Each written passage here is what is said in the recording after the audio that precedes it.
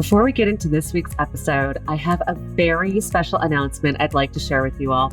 As my valued listeners, I wanted you to be the first to know about the inaugural Women and Wealth Catalyst Summit that I'll be hosting in 2025. I hope you'll join me and some other amazing women on March 27th at the Golden Gate Club in San Francisco for a full day of impactful sessions, including fireside conversations, intimate panels, and engaging discussions with values-aligned partners. Do not miss this opportunity to ignite your path to financial success and become part of a supportive network committed to achieving wealth. Reserve your spot today at women.win. That's right, ladies, women.win. And join us for a day that will shape your financial future. If you can't join us in San Francisco, be sure to stay tuned for New York City dates and venues soon to be announced. I can't wait to see you all there. Welcome to Getting Rich Together, the show for successful women who are looking to take their financial futures to the next level. I'm your host, Shama Bunton. When I started my wealth building journey, nobody knocked on my door to give me all the answers. So I want to talk to the experts who've done it and bring the answers to you so we can discover the right opportunities that will help us achieve the financial futures we've always dreamed of together and have fun doing it. So let's dive into this episode and start getting rich together.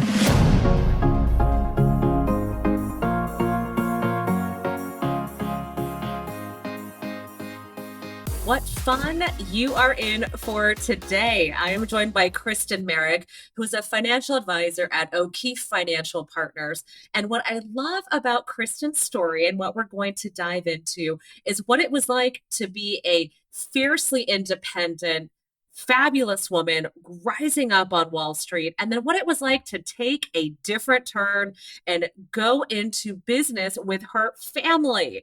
Now, Kristin not only just runs an incredible practice as a financial advisor, she's also the co-founder of Women Work Fucking Hard, an organization that I believe all women need to have on their radars as we look at bringing out voices, evangelizing, and supporting other women. Kristin, you're a badass. Ladies, I'm so excited for you to turn into today's conversation. Kristin, you are known as not just being an evangelist around women and money and growth. I would also say abundance mindset around what's available to us as women. But you also stand here today as someone who has spent a considerable amount of time in community, helping women, making sure that they are supporting each other. And I would say, therefore, also evangelizing the power of community. Thank you so much for being here today on Getting Rich Together. I'm so happy to have you. I'm so happy to be here. Thank you. Yes. So Kristin, let's get started from the beginning. You know, most people know you from Women Work Effing Hard and some of the more, let's say, publicity side of things. You know, you're no stranger to cameras. You're no stranger to being on the scene. But when you were like 5, 6, or 7, were you on the camera then? Tell us a little bit about young Kristin. What was around you at that time? What were some of the early stories and things around you, specifically about money, but also life? Yeah. So I am the eldest of 5 children, but before there were other children, there was me and my parents. My parents were very young when they had me. They were only 23 and 24. My dad was a Marine, and I was actually born on Camp Pendleton. I was a little Marine brat. I know, I was so cute. And my mom and I spent a lot of time together in our early years. My dad was working. My mom was always a stay-at-home mom. And we spent a lot of quality time together. And my mother, being just like only 24 years older than me, shared a lot with me. She was like, we were pals, I guess you could say. She was a big sharer of information that probably wasn't always appropriate for a young kid. We were heavily involved in soap operas. I knew the whole plot to all my children before I went to kindergarten. Long story short is my mother and I spent a lot of time together, and she taught me a lot about life and shared a lot of information with me. And then as me and my parents, started to make this journey towards more children, they bought a house. They over levered very quickly. They bought a house, they bought a beach house, they built a pool, they had a million kids, all in like a period of probably 5 years. My dad was a stockbroker at the time. He worked for Merrill Lynch in the 80s, and it was very, very much exactly what you expect it to be. And they were just feeling it. They were feeling themselves, they were feeling the cash flow, and they had a bunch of kids. And then the stock market crashed in the late 80s. With that, we hit some hard times, and we had to liquidate. And I was probably 8 or 9. And I was suddenly very involved in the family finances. Wow. Which is so weird, by the way. Which is so weird. But again, I'd be like, Mom, can I get this Barbie? And she'd be like, you can't afford a Barbie. And so I internalized that, and I asked a lot of questions, especially about like how the markets worked. And I was like, well, Dad, like talk me through the stock market crash. Can you imagine? Yeah. Well, you know, when it comes to not having the Barbie and having the Barbie, you know, a young girl has to know what a young girl like has to know what is going on, and how do I procure the thing I want, and what changed? Right. Why the hell can't I have the Barbie? Yeah. And, you know, we grew up in I grew up in Wayne, New Jersey. After we moved back from California, we moved back to North Jersey, which is where my parents are from. And Wayne, New Jersey, where I was living at the time in the mid 80s, was a very new development. So there was all these people from all over different places, especially in North Jersey, who were really like moving on up and building big houses. And there was a lot of like flash and a lot of money floating around at the time, which we did not have. And I really was quite jealous of. And I just coveted the things. Like I coveted the clothes, and I coveted the neighbor's Mercedes. I wanted her Mercedes. In the fourth grade, I wanted my neighbor's Mercedes so badly, and would have conversations with my parents like, well, why don't we have one? And they would be like, again, because of the stock market crash, we have no money. So anyway, all of this being said, very early on, I was hyper aware of money, of cash flow, of things that we couldn't afford, and things that I wanted. And then they just kept having more kids. So in your mind, more children, even further away from having the Barbies that you want, and the Mercedes. And so it's interesting, you know, when you had the first opportunity to work, which most people do in high school, or the first opportunity to start thinking entrepreneurially, or really in my mind, for myself, when I was growing up, it was, how do I just get the damn thing I want? You know, so like, how do I hustle that? At what point did you start figuring out your own hustle, your own paths to getting the things you wanted? 5th grade. Oh, wow. Yeah. Okay. Yeah, I was selling bracelets on the playground. And by the way, I wasn't very good at making bracelets, but I was sure selling them. Like you remember there was the lanyard ones, the plastic lanyard, and then you would get the other kind from like Michael's, like the crafting store. And I sold those babies. The other business I had in 5th grade was when The Simpsons came out. The Simpsons came out in 1990, and I was in 5th grade. And there was this kid who was also a bit of a hustler, I think. He decided that he was going to trace and then color pictures of The Simpsons and sell them. And I was his manager. So I actually did the selling. He was the artiste, and I sold the rendering of Simpsons. And how did you decide on the price point? Like, what was going through your mind in terms of like, how did you assign value to these things? I mean, honestly, I think it was like, well, what kind of money can you offer me? Because you're in 5th grade. You're buying a bracelet for me. What do you have, like $1? I'll take your dollar. There wasn't like a lot of business planning going on. It was more just like, I'll take the money. Yeah, so that was 5th grade. And I just knew then that I liked money and I wanted it. And I was going to figure out all the ways to earn it. My first real job was at 14. I got a job at, we used to have a chain of stores in North Jersey called Harmon, Cosmetic Health and Beauty Aids. And I worked there, my first job. And I pretty much haven't stopped working since. Kristin, you need a real vacation.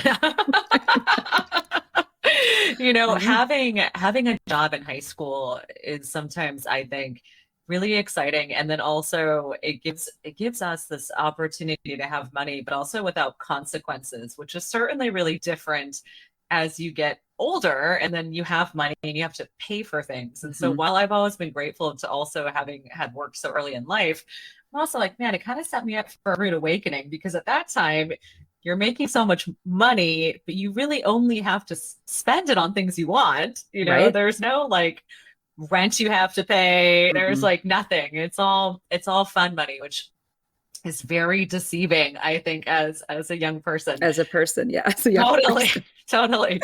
So as you were, working your way through high school and really figuring out, I think, as a young hustler, how to stack cash, buy the things you want, be independent, what really informed your decisions in terms of what you studied in university? Yeah. Obviously, like university is one of those first places where you start to see other people outside of your community. So, what were you seeing and hearing, and how did you start to make decisions around your education? Yeah. So during high school, one of my many jobs, I actually was an intern at Merrill Lynch. Wow. Yeah. It was a weird job. I would go after school and I would read the classifieds about who had a baby, who died, or who got married. And then I would go into the phone book and I would look them up and I would create a spreadsheet for the financial advisors to cold call so they could call up and be like, sorry, your mom's dead, but would you want to open an account with Merrill Lynch? God, you are OG, Kristen. So, like, It was so funny. It was such a silly job. Um, but because my dad was in the business and because I had a pretty strong understanding of markets and the way that things work, I pretty much knew that I was going to be a business major by the time I was like 15 or 16. So I knew that going into college. So I was able to apply to colleges as business major. And so while I was in college, I went to the University of North Carolina at Chapel Hill and I joined their business school right away.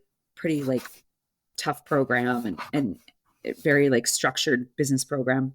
And while I was in college, I guess I guess I had an internship when I was in college at Bear Stearns. Rest in peace. They are no longer with us.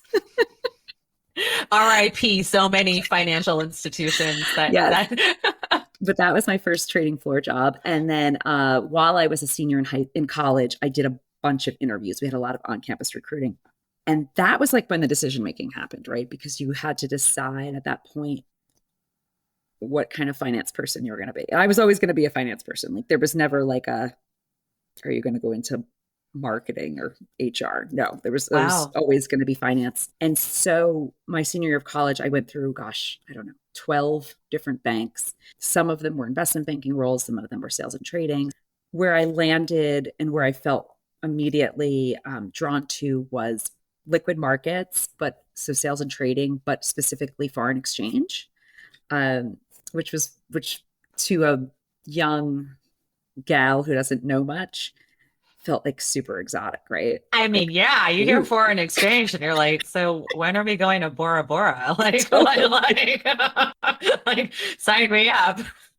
And, this is a nerd alert moment, but it was the time, it was 2000, 2001, and the euro was becoming the main currency of Europe at the time. So it was a really interesting time for me to start my career because there were so many things going on in the currency space that were like new and exciting. And you no longer were trading things like the French franc or, the Italian lira. You were now trading, everything was moving to the euro. So this was like a really interesting, cool time. So anyway, Bank of America offered me a job at their trading floor in New York City for the foreign exchange desk. And I took it. It was a perfect start for me. That's amazing. So, obviously going through with such a heavy focus on, understanding all the components of the financial markets and business, and then having your own, I would say abrupt awakening younger, going from we have all these resources to we don't, and really understanding, I'd say emotionally the impact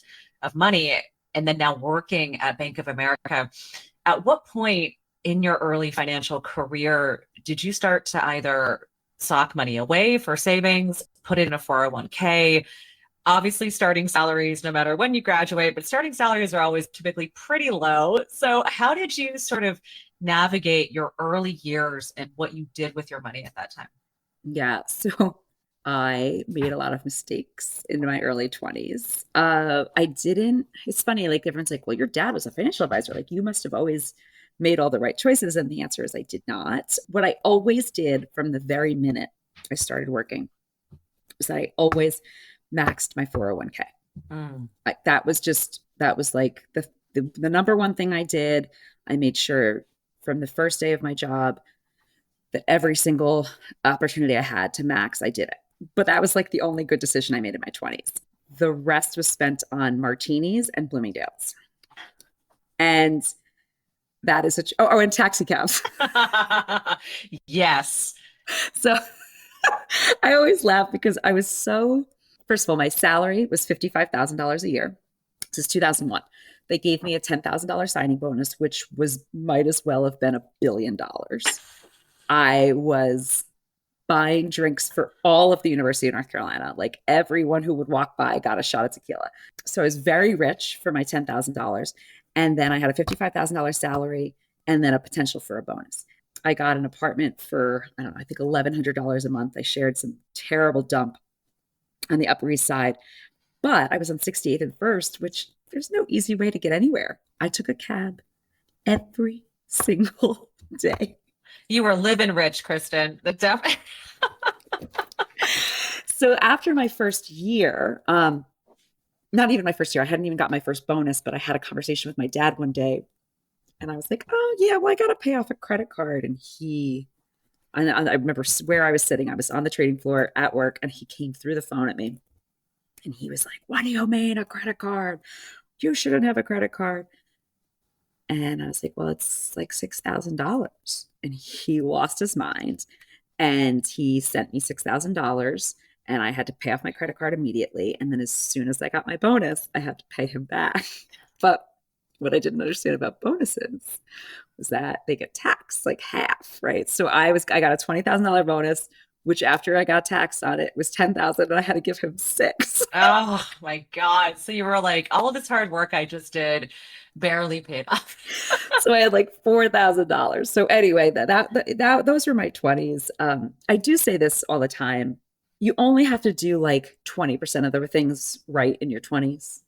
If you screw up in your 20s, you're generally can be forgiven for it. Like there's a lot of things that you can do for the rest of your life to make up for it. But I always say, at the least, please, at the least, make some kind of retirement contribution in your 20s. Because those 10 years of contributions from like whatever, 8 years, whatever you want to call it, 22 to 30, even if you do like $5,000 a year, that money, the way that it will compound and grow for you versus if you started at age 30 or 35 is the numbers are mind blowing. Absolutely like fun, crazy, like compound interest math, magical stuff. So that's like the plug for today is like just do something. Do something. 20s. Yeah, absolutely. Mm-hmm. It's so wonderful to have that information or to have the inclination to do something like that, and to say, oh, like this is available to me and I'm going to exercise this. And I think it's those very simple tools, teaching them young, is massively critical to just setting yourself up without even knowing it, or hooking yourself up for your future without it really needing to play such a major dent, if you will. Because if you're used to it, then it becomes more comfortable. Now, at what point, obviously being in financial markets, at what point did you start to invest outside of a 401k? What were some of the dominoes that led you to say, okay, I'm now going to invest in index funds, or now I'm going to take other sorts of, let's say, least risky investments, but start to play outside of what was maybe safe for you at that time? Mm-hmm. Yeah. So I had a few benefits. One of them, which is my dad was a financial advisor. So I was pretty well guided here's the thing. I had to start making a lot of money for me to actually start thinking about investing it. And this was, I made a pretty significant amount of money in my 20s, way more than most of my peers, but I also spent it. I was a very generous friend. Like I was always buying dinners. I was always, who you want to, yeah, you want to come to Puerto Rico? God, let's go. There was just like a lot of, I was like, I'm just going to keep making it. I'll just keep spending it. And then it got to a point where I actually was making so much money that I was like, I couldn't spend it all. And so when I changed jobs at one point, I left one bank and went to another. And I was actually told by the bank that my father could no longer manage my assets for me and that I had to be captive in the place where I was going to work, which is not that uncommon, by the way. And so, I call up this guy that has to be my financial advisor, and I was like, I don't know, I got this and I got that, and I was like, and to his credit, he took my money and invested it for me, and that was like the first time that anyone had done that for me. Like, just took my cash and was like, we're gonna go and do something with this, and he kind of took over, and that was in my early 30s. What was it in the conversation with him that helped you establish trust and that helped you feel comfortable doing that? Because obviously, I imagine there weren't a lot of female financial advisors that you could have gone to or spoken with who would have maybe understood you better in some respects. But what was it about that relationship that you said, okay, I'm going to trust this person with all of my assets, and it's a mutual relationship? Well, I wish I had like a beautiful answer for this, but the actual answer is that the other guys on the desk were using him.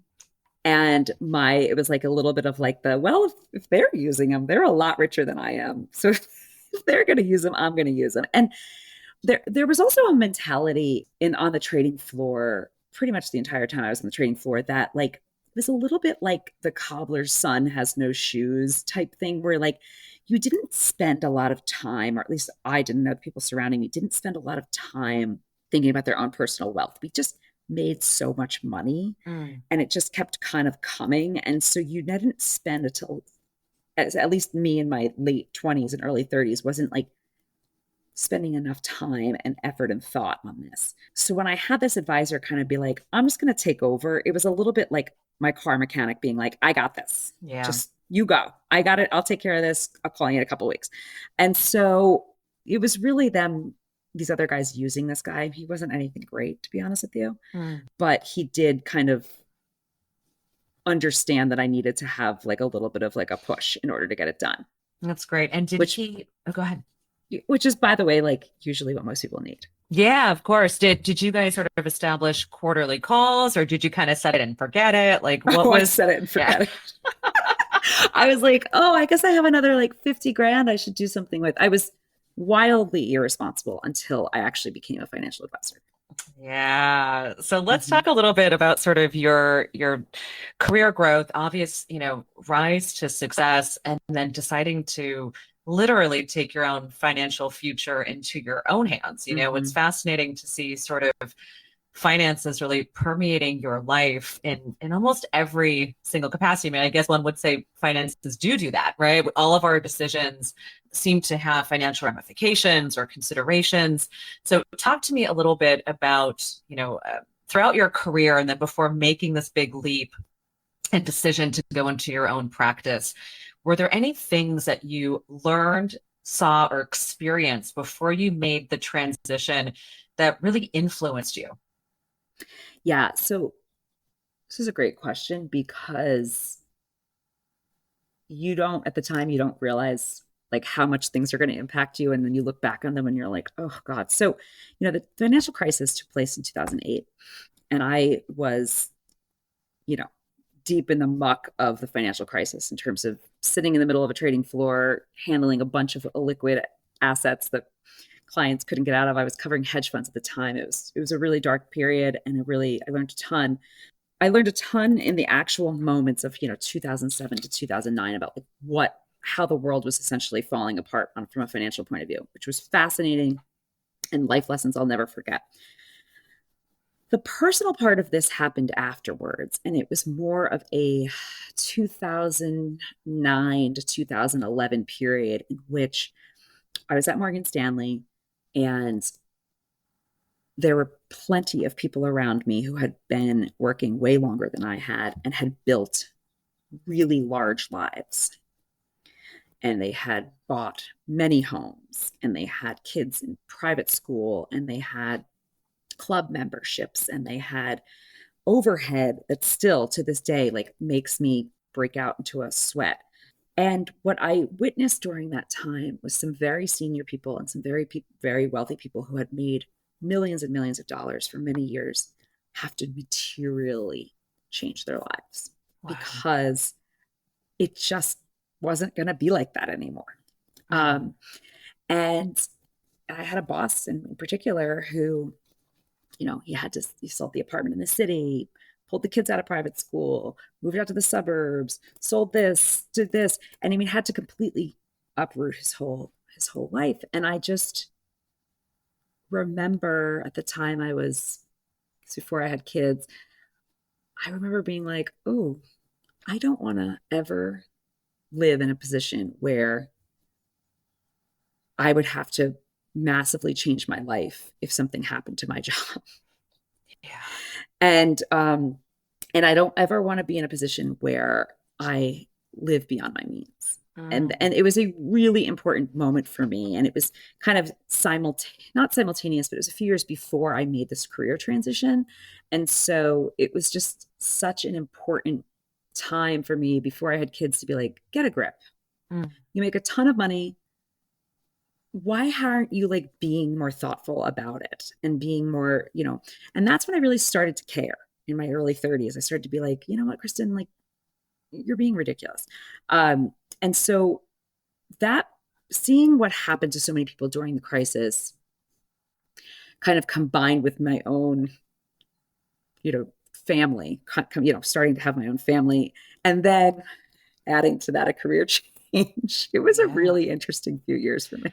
That's wild. So what dominoes fell for you to launch your own practice, and how did you come to that decision? Because you significantly, from what it seems on the outside, you're building this like incredible career. All these things seem like they're at the apex of where you are in life. You're surpassing maybe personal goals of what it is you think you can achieve, and then you decide to sort of take a different route and develop yourself and actualize yourself in a very different way that I imagine many of your other peers were not considering. Yeah. So for the children, and this is my own personal experience, and I just want to be very clear that this is my view on this, but I could really not do that job anymore. I couldn't do the Wall Street gig anymore for me. It just didn't work. I used to have to go to work at like 6:30 in the morning. And if I was leaving at 5 o'clock, I was getting side eye. And I just had to get home and see my kids and like feed them dinner and hug them before they went to bed. And I was getting grief for that. They didn't make my last few years easy as a mom. And the writing was on the wall for me even before I had my second kid. I kind of knew this was going to be the end of this for me. So I after my second child was born, I pretty much went back to the bank and said, hey, like, I think we're done here. I think we can mutually decide we can part ways. And to their credit, they were pretty gracious about making sure that they let me go in a nice way, which was that they had owed me, you have to remember, this is like post-crisis where we were being paid everything, almost everything we were being paid was in deferred compensation. Wow. Whether that was deferred cash or whether that was stock. So it didn't really make sense for me to up and quit. I really had to go out with an exit and a plan, and because of all the money that they owed me. So I did that with them. We all worked it out. It was a big hug. And I left without a plan. I left without a career change idea. I had just had a baby. I had a toddler. And I just was like, we'll see what happens. So that was domino number one. And then honestly, domino number two was like, I was no longer enjoying the work. It was high stress, long hours. And the two things that really made the job great were the money and the fun. It was a fun job, right? It was high stress, but also like really intense. And like, I was good at it. I used hand signals all the time and I yelled at people, and it was just like a fun job, but it stopped being so fun in the latter years. And so I was like, okay, that's domino number two. So kind of the combination of those two things pushed me into a place where here I was retired. And then my dad approached me and literally took me out to lunch and pitched me to come work with him. What was that like to have your father pitch you? Right? Oh, it was weird. I remember where we went. I remember when I had a glass of rosé. I mean, I was still like breastfeeding. Like I had barely just had this baby, and he was like, what do you think about this? And Dad had been an advisor almost my entire life, and I kind of understood what he did. But in my kind of naive way, I always was like, that's his work. That's what he does. Mm. I do this fancy job on Wall Street. This is what he does. And I didn't ever really think about myself in that role. But his pitch was pretty straightforward. He was like, listen, you know markets better than anybody. You are great with clients. You are great with humans. You know how to talk to people. You know how to handle relationships. And you're licensed. You have all the things that you need in order to step into this role. So why not give it a go? And so I did. That was March. I think I took 3 months off, something stupid, not long enough. And then I went back to work with him in, September of 2015. Wow. Not one client to be had. I had no idea what the hell was happening. I'm sure. Did you send an email to your friends and tell them what was going I was on? like, I mean, what? who wants to be my first client?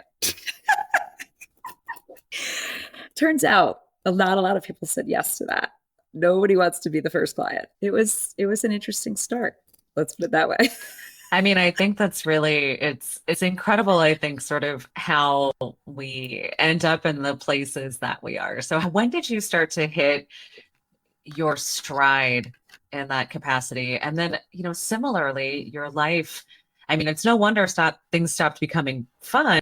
You were changing, Mhm. your priorities were changing, your values, what you wanted in life, obviously was changing. And so as you look to sort of those early days in working with your father, and also obviously finances are different. You went from pulling in Mhm. and living in this place of, hey, no matter what happens, the checks are coming in, to, okay, where's the money going to come in from? And, where am I going to be building in? So what was it like for you to sort of toe the line between obviously knowing that you're excellent at what you do, but not yet having the income or the proof of that yet with the beginning stages of this new practice? Yeah. Well, the one thing that I had was my deferred comp, and it was not, didn't hold a candle to what I had been making, but it allowed me to have some kind of cushion. Hmm. So it wasn't just all become like it didn't all just fall on my husband to completely support us. I still had some small income coming in. That was a huge help to me. And I always say this, like, because I think it's important for people to hear, like, I was very lucky to have that. Yeah. Most people who make these kinds of career transitions don't have that. And so I was very, very blessed to have this kind of cushion for myself in the first few years. But I really, really struggled with this. I really struggled with no paycheck. I had always spent very freely. Trips, clothes, restaurants, like whatever. I'd never actually, this is kind of terrible to say out loud, but like I never really was thoughtful about my spending ever until this time. When all of a sudden I had a nanny to pay, and I had nursery school to pay for, and I had a mortgage and all the things that go along with kids, and I had no income. So it was I was incredibly stressed about it. I was kind of obsessive about it. It I wasn't good. Yeah, I can understand that. I mean, it's almost like it doesn't really matter what money you have in the bank. At that point, it's like a worthiness conversation. Yes. It's like, can I make this work? What is enough? What does security mean? What does spending look like? I mean, I can see how your values sort of take a real close examination as you're coming up against how you want to allocate your money.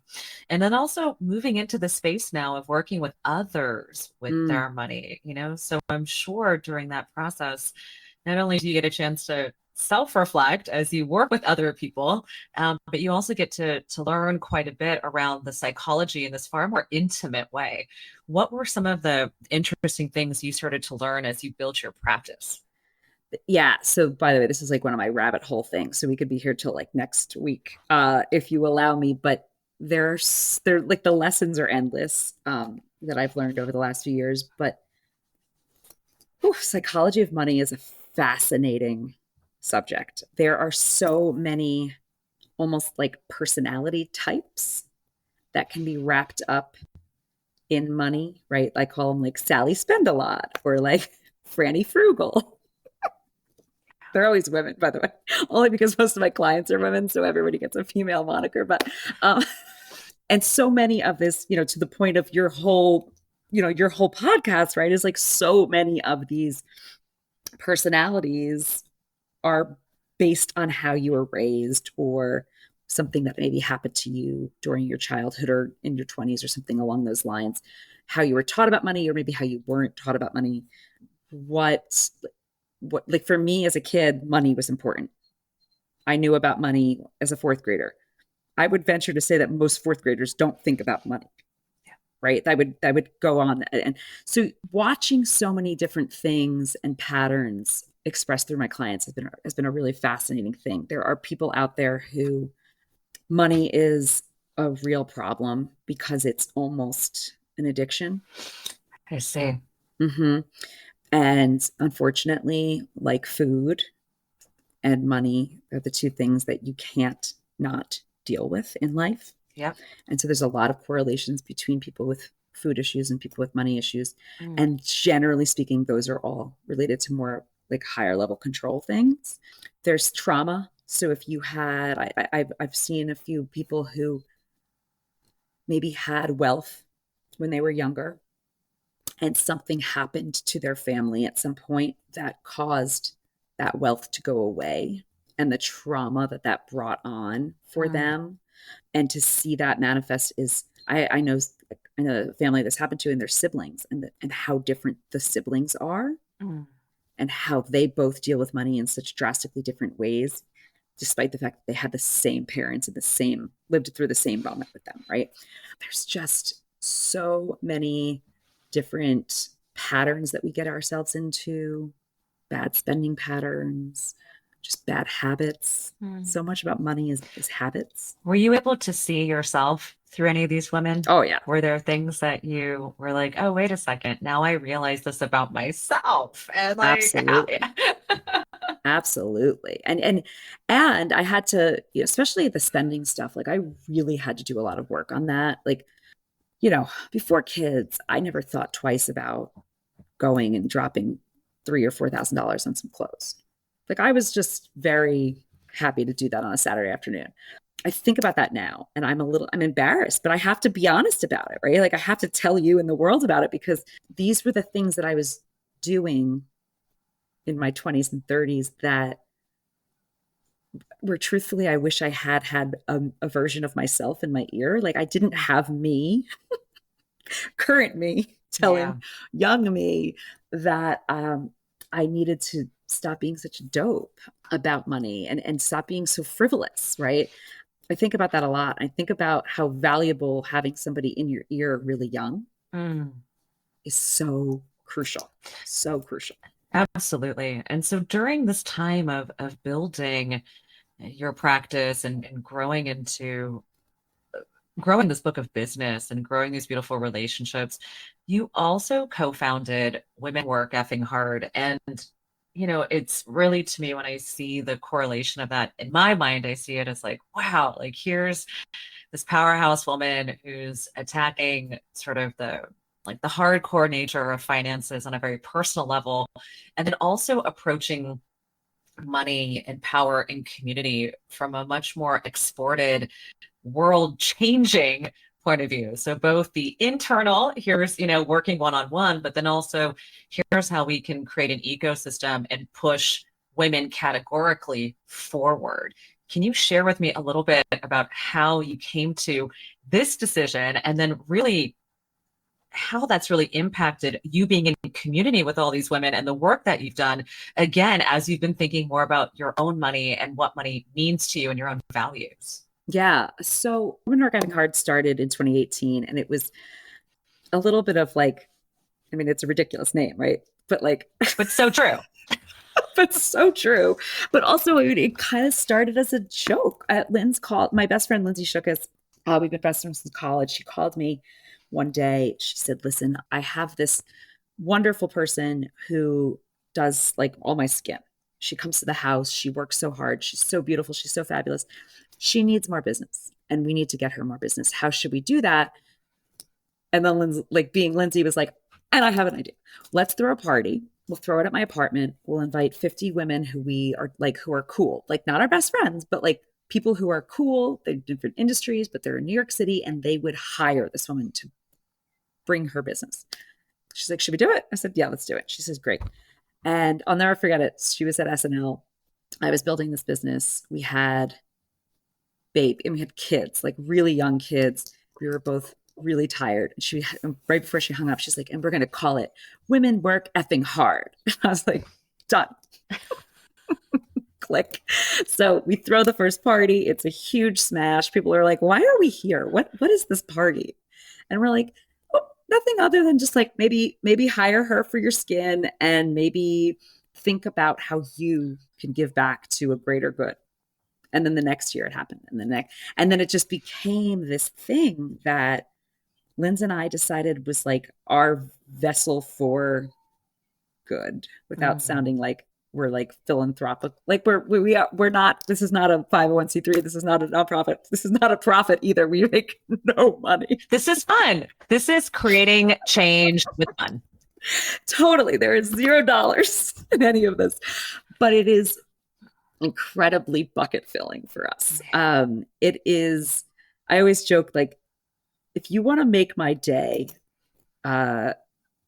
find a way to like hire somebody I've suggested for you. Like, I love getting people business. It is my favorite thing in the world. If I could like refer somebody to somebody else and they hire them, like, what's better than that? Nothing. And so Women Work Hard has really just been this kind of like beautiful little gift we've kind of built on, and it allows us to bring women together. And the point of that is to come together in a very natural, fun way, right? There's always tequila. Sometimes there's some cannabis. Who knows? Bring everybody together, wear a cute outfit, meet some people, and come with the approach of how can I help you, as opposed to like how you can help me, because that is just a better way to live your life, period. And if you can show up and you can make real connection with other fabulous women, and we have the most fabulous women at these events, you can make your own life better, and you can make other women's lives better. And one more thing I would say is, like, the thesis is pretty simple, right? It's women supporting women, women helping women to support other women, right? So how do you do that? You buy female founded. All right, it's really easy to do. Like, if you're about to go buy a new sweater, you can type in female founded sweater and it'll pop up. It's really easy. Yes. Right? You can hire women, right? You need to hire an estate attorney, hire a female estate attorney, right? You need to hire a dentist, go hire a female dentist. Like, there's a million different ways to hire women. And then be an advocate for other women, buy their books, right? It's like so easy to buy a damn book. Listen to the podcasts, read the article, like whatever it is that you can do to support women is just, it's not that hard. And it's also just, for whatever reason, we're not as good as men are at it. Yeah. And we just have so much more work to do. Totally. Well, it's been, I guess, a little over 8 years since you've been, working in your firm, a little over 6 years since you've launched Women Work Effing Hard. Your little ones are not so little anymore. Tell me a little bit about the money stories at home now. You're able to create a different money story for your children than the ones that you had. What are they learning about mom, and what do they see, and what is their experience of money today? Yeah. So I talk about money pretty openly with them. I don't really I'll be like, sorry, that basketball clinic costs $800 and we're not doing it. And they'll be like, okay, sounds good. And guess what? They don't care, because they're 11 and 9-year-old boys. So they're just like, so whatever, like, okay, next thing. I talk about money a lot. I talk about saving for college for them, and how expensive college is going to be for them, and how we're working towards that. I tell them we have bank accounts for them. we took all their money at Christmas and brought it over to the TD bank, and they deposited it, and they both know exactly how much money they have in the bank. And I try not to give them money. Mm.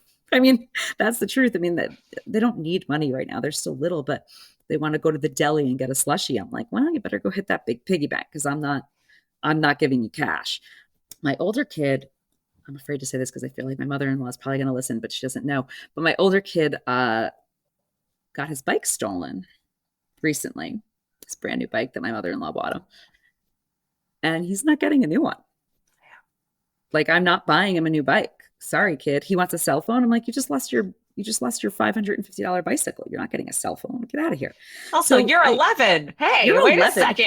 Get out of here. You're not getting anything. So I just feel like it's really important to tell my kids, I go out and make money to support us and to pay our bills and to provide you with a nice life. These trips aren't free. These bikes aren't free. These basketball clinics aren't free. So understanding that at a really early age, I think is vital.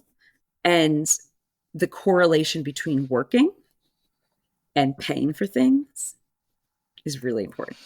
Yes. Right? Like, why does mommy have to work? So that mommy can buy you things. And that's a really important connection at an early age, so that there is value associated with that. That's incredible. As you're looking at the body of work that you've created so far, what you're doing now to change the financial picture of people's lives, and certainly all that's to come. I mean, what's so amazing is, for all that you've done, you're young, and there's a lot more to do. And I'm pretty sure that there's a lot more fun to be had, and also a juicy legacy that you are looking to leave. And I would love to know, at the beautiful age of 105, as you're looking back onto this life that you've created and the impact that you've had, what does legacy look like? What mark do you want to leave? I think that the most important thing for me is that people still talk about me when I'm gone.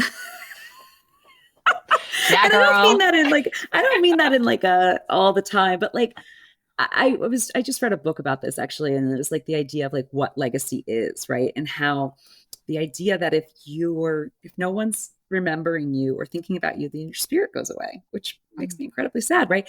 So this idea of like making sure that I leave enough imprint on my kids' lives and their kids' lives and everything else, so that the things I leave behind, the legacy I've built, is something that everyone can look back fondly on. Like, I think about my grandparents in such a loving and kind way, and I want to make sure that's part of all of this. I also just, there's two things that I kind of try to live by, and one of them is I think kindness is incredibly important. Kindness and generosity, and me just kind of being who I am and like living my truest self. Like, I try not to live by other standards. I try to live by my own. And I think I'm doing a good job of that. Doubling down on ourselves, I think, is the only thing we can really do. If we're in alignment, we're living from purpose, we feel good, decisions we make, not everyone might agree with, but it'll feel good to us. And that's what really matters. So I think that's really beautiful. Kristin, as far as like money today, what it means to you, and now certainly maybe it's not the $4,000 shopping sprees on the weekend, but money is still really fun. And there are still great ways of exercising it, spending it. What are some of your favorite ways today to exercise your capital? Yeah, well, travel is just, to me, the most important thing. I love to travel. I love to go to new places, and I love to just like, there's something to me about travel that nothing else feels the same way. Like, it just fills me in a way and gets me like so excited, and I really, really love it. It's my favorite thing. I also have learned like how much I love my home. Conversely, I've also learned how much I love my home and how much I love to be here. So just creating, like, spending money in meaningful ways, whether that's a piece of art or I just bought new patio furniture. I'm so excited. So, things like that, to really kind of embrace like the coziness and that feeling you have when you're home. So I would say those are kind of my two primary fun goals. But you got to give money to all the causes. We got to keep abortion legal, and I think that's I think that's our women's health initiatives are incredibly important. So I try to fund those as much as I can. And I try to give as much money away as I can. That's really beautiful. My last question, Kristin, is how can we, the audience, support the work that you're doing? What are you calling in? Where do you need support and how can we help you? Yeah. Oh, gosh. I would say that the number one thing for me is just making sure that the listener, the person out there listening to this, or somebody else that they have in mind is getting the help they need uh, from a financial point of view, right? One of the biggest things that I want to drive home is that finances and money management is not that hard. It's a lot of words and jargon and things like that that seem overwhelming, but at the end of the day, it's middle school math. So you can understand this if you just gave it a chance. You can also hire someone, and you don't have to be a gazillionaire to hire someone. You don't also have to be an expert to hire someone. And in fact, you shouldn't be an expert. You should be an expert at the thing you're an expert at and not an expert at the thing you're not an expert at. And so getting financial help early on is so important. So I would say that if anyone's out there and needs resources, please let me know, because it is truly my life's work to make sure that people are in front of this for themselves. And also just I want women to support women. If you need ideas on how to do that, then find me. I will help you do that. Oh, I love that, Kristin. You are so joyful. You have a bright spirit. It's clear that there is a lot more creativity, abundance, play in a strategic way, it almost seems. I don't think I've ever had a conversation to date that was both full of so much joy and then also full of tactical ways of sort of thinking about things. You straddle both of those worlds very well. And I imagine your boys get to have a lot of fun with you because of the nature of your spirit. Thank you so much for being here on Getting Rich Together. I'm grateful to have you. I am so happy that we did this today. Thank you for having me. Thank you so much for tuning into this episode of Getting Rich Together. Please take a minute to subscribe. And if you like this episode, I'd love it if you could share it with a friend who is ready to elevate their financial future. Until next time, let's keep getting rich together.